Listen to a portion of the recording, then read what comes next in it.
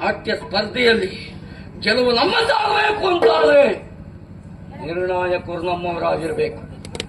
ತಕ್ಕ ಮದ್ದರಿದ್ದೇನೆ, ವ್ಯವಸ್ಥೆ ನಮ್ಮದ್ದೇ. ಯಾರಲ್ಲಿ ನಿರ್ಣಾಯಕರು ಬರಬೇಕು.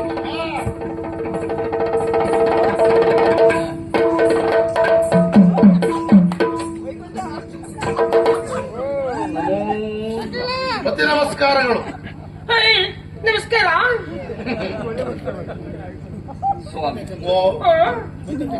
ನಾಟ್ಯಶಾಸ್ತ್ರದಲ್ಲಿ ವಿಶೇಷವಾದಂತಹ ಪರಿಣಿತಿಯನ್ನ ಪಡೆದವರು. ಅಯ್ಯೋ ಬಾರೆ ಬಾರೆ ಬಾರೆ. ಯಾಕೆಂದ್ರೆ ಇವತ್ತು ಇಲ್ಲಿ ನಡೆಯುವಂತಹ ಈ ಸ್ಪರ್ಧೆ ನಾ ಭೂತ ನ ಭವಿಷ್ಯತಿ ಎನ್ನುವ ರೀತಿಯಲ್ಲಿ ಆಗಬೇಕು. ಕಾರಣ ನಿನ್ನ ಗಂಟೆ ರೋಗವಾಗಿದೆ. ಮಾತಾಡ್ತಾ ಇದ್ದೀರಿ, ಪ್ರತಿಕ್ರಿಯೆ ನೀಡಬೇಕಲ್ವಾ? ನೋಡ ನಿಮ್ಮ ಅಣ್ಣ ಬಿದ್ದಲ್ಲಿ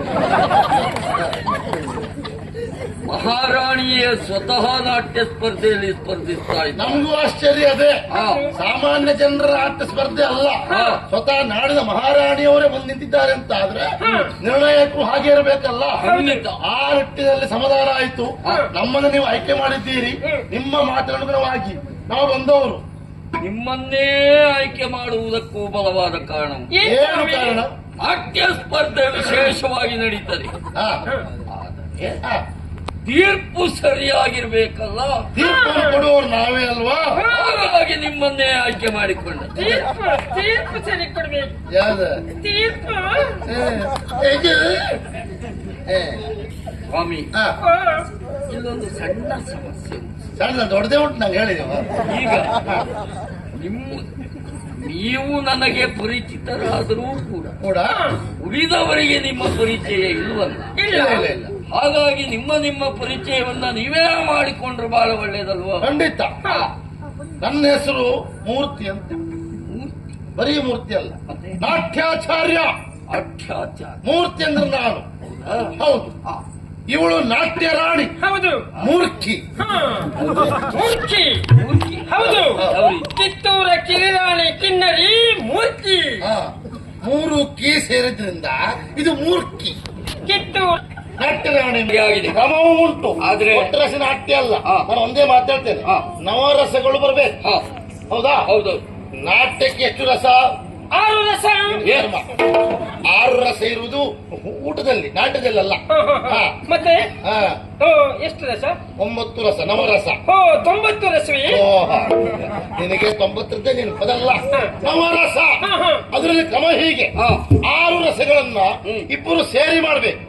ಇಬ್ಬರು ಇದ್ದ ಒಟ್ಟಿಗೆ ಮಾಡ್ಬೇಕು. 3 ರಸ. ಮತ್ತೆ 3 ಉಳಿತಲ್ಲ, ಆ 3 ರಸವನ್ನ ಇಬ್ಬರು ಸೇರಿ ಮಾಡ್ಬೇಕು.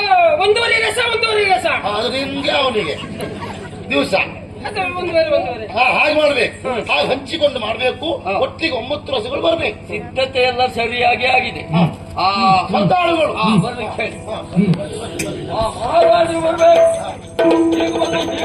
ಬನ್ನಿ ಬನ್ನಿ ಬನ್ನಿ.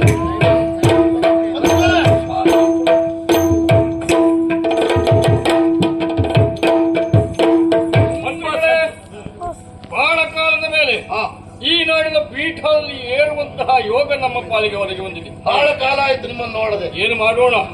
ಅನಾರೋಗ್ಯ ಅನ್ನುವಂಥದ್ದು ವರ್ಷಗಟ್ಟಲೆ ನಮ್ಮನ್ನು ಪೀಡಿಸಿದ್ದು ಹೌದು. ಆದ್ರೆ ಎಂತಹ ಅನಾರೋಗ್ಯವನ್ನೇ ಆದರೂ ಸಹಿತ ಗುಣಪಡಿಸಬಹುದು ಶ್ರದ್ಧೆಯಿಂದ ಸೇವೆ ಮಾಡಿದ್ರೆ ಎನ್ನುವುದನ್ನ ನಮ್ಮವರು ನಿರೂಪಿಸಿದ್ದಾರೆ. ಆ ಮಟ್ಟಿಗೆ ಒಂದು ಹಂತದ ಸಮಾಧಾನ. ಯಾಕೆ? ಮೊದಲೇ ಅಳಿಯ ಕಟ್ಟಿನ ಪರಂಪರೆ. ಹೌದು. ಹಾಗಿರುವಾಗ ಇಲ್ಲಿಯ ರಾಜಕುಮಾರಿಯನ್ನು ವಿವಾಹವಾದಂತಹ ನಾವು ಹೊಣೆಗಾರಿಕೆಯನ್ನು ಹೊತ್ತು ನಾಡನ್ನು ನಡೆಸಬೇಕಿತ್ತು. ಏನು ಮಾಡೋಣ?